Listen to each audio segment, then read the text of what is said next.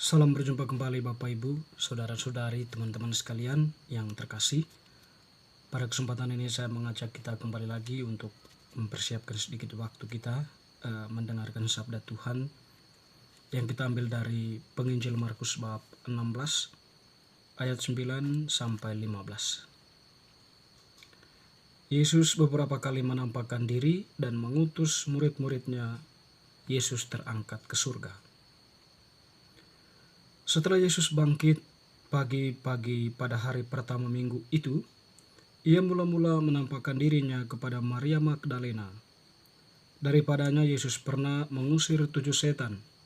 Lalu perempuan itu pergi memberitahukannya kepada mereka yang selalu mengiringi Yesus dan yang pada waktu itu sedang berkabung dan menangis. Tetapi ketika mereka mendengar bahwa Yesus hidup dan telah dilihat olehnya, mereka tidak percaya. Sesudah itu ia menampakkan diri dalam rupa yang lain kepada 2 orang dari mereka ketika keduanya dalam perjalanan keluar kota.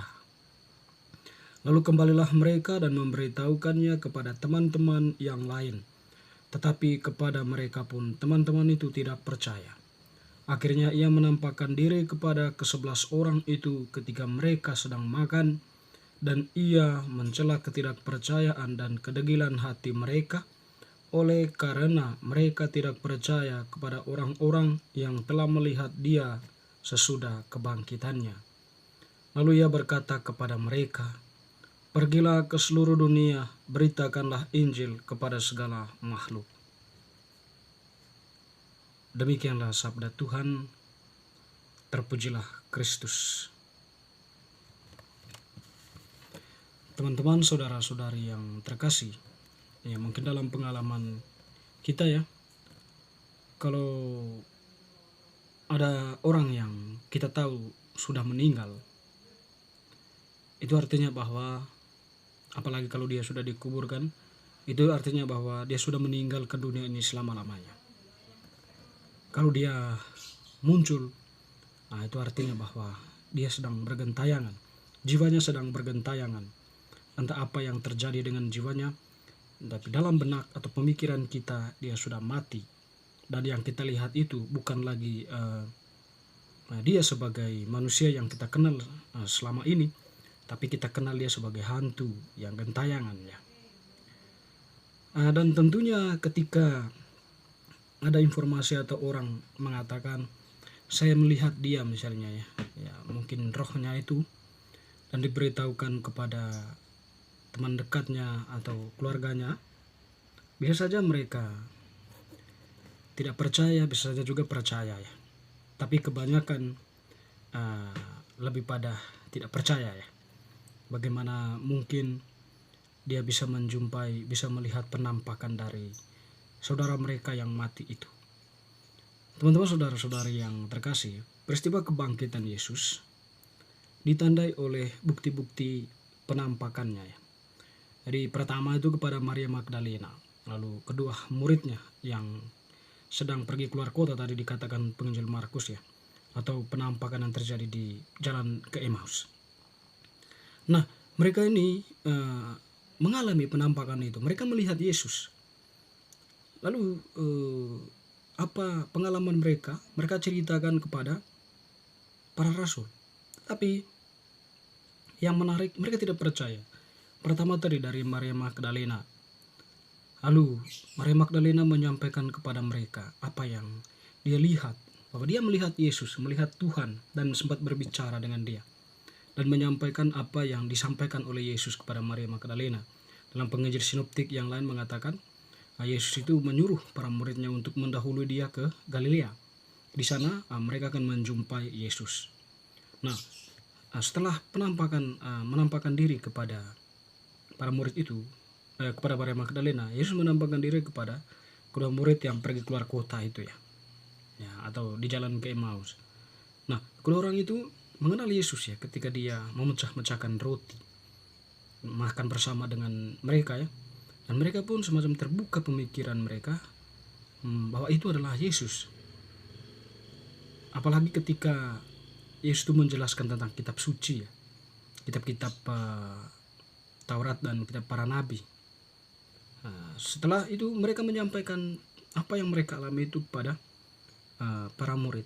Sekali lagi mereka tidak percaya. Artinya kan mereka menganggap itu sebuah ilusi paling tidak. Karena sudah mereka sudah sekian lama berada dalam kesepian, kerinduan yang mendalam akan Yesus, bisa saja ya. Yesus menampakkan diri pada saat itu, yang sebenarnya itu hanyalah bayangan ilusi atau proyeksi kesedihan itu ya. Sehingga mereka bisa melihat Yesus. Dan dalam situasi seperti itu ya tentu entah percaya atau tidak percaya masih kabur ya. Masih berada di dalam situasi ketidakpastian. Tetapi yang dilupakan oleh para murid memang pada waktu itu ya, perkataan Yesus sendiri ya, ketika Yesus mengatakan sebelum dia menderita salib dan wafat di salib, dia akan menderita dan pada hari ketiga dia akan bangkit. Dia menampakkan diri kepada Maria Magdalena itu ya pas hari ketiga itu. Tetapi di situ ya bisa saja para murid itu melupakan itu.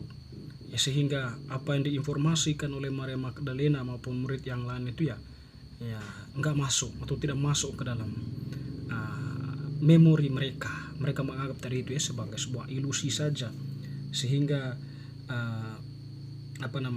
kepastian akan kebangkitan itu belum terpatri kuat di dalam hati para murid itu.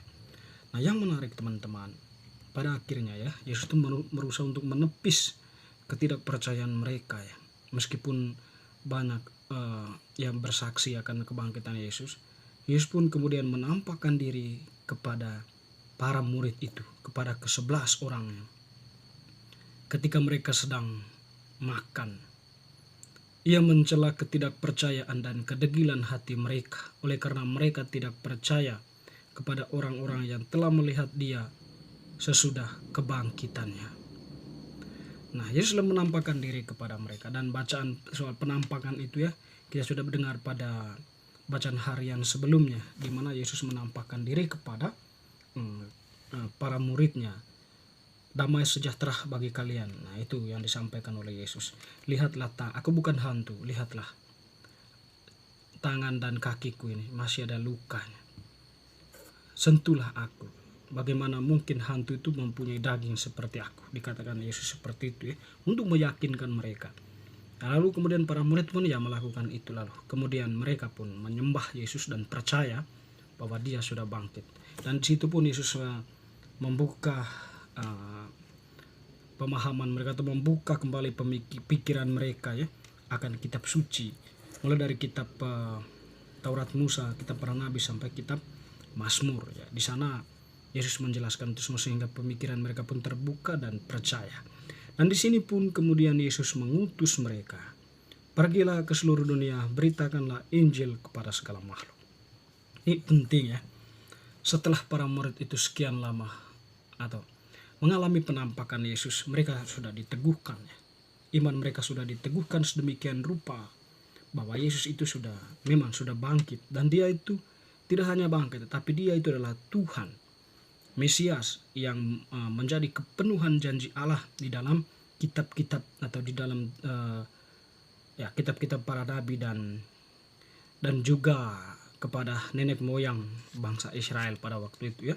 Dari situ kemudian mereka diteguhkan, apa yang dikatakan Yesus sebelum-sebelumnya itu adalah pasti ya, dan benar ya. Itulah yang kemudian membuat mereka untuk terus berjuang dan bertahan dalam iman.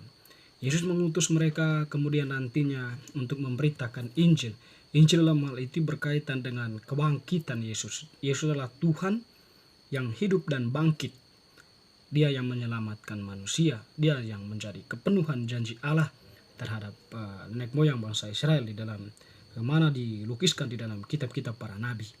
Teman-teman, saudara-saudari yang terkasih, kita sebagai orang yang telah dibaptis ya, peristiwa kebangkitan ini mengajarkan kita bahwa hidup setelah kehidupan kita di dunia ini tidak berakhir pada kematian, tetapi kita mempunyai harapan yang disiapkan oleh Yesus, yang diteguhkan oleh Yesus sendiri, yaitu kita mempunyai harapan akan kebangkitan itu, bahwa masih ada hidup yang kekal yang disediakan oleh Tuhan. Oleh karena itu, perbuatan-perbuatan baik itu menjadi poin penting juga ya, menjadi teladan hidup yang mesti kita tunjukkan di dalam kehidupan nyata, saling membantu, saling mengasihi dan sebagainya, sebagaimana diajarkan oleh gereja atau menjalankan apa menjadi keutamaan-keutamaan Kristiani.